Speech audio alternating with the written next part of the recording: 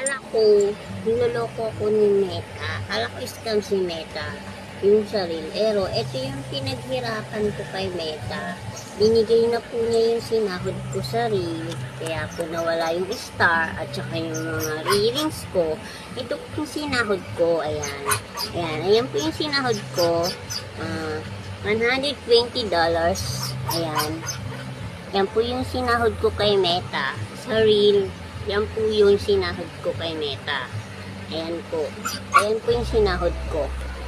$120. Yan po. Ay, nakita nyo naman. Diba?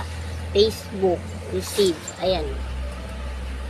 Ayan po. August 22. Facebook. Receive payment.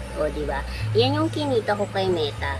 Thank you, Lord. Kasi binigay niya. Napakalaking tulong kasi po tong sinahod ko na to. Hindi ko akalain, pagising ko, ito yung nakita ko agad sa PayPal ko, pumasok yung sinahod ko kay Facebook, kay Reel, ayan. Hindi ko akalain talaga, hindi talaga ako makapaniwala, grabe. Sobrang tuwan-tuwa ako kasi namamblema ako.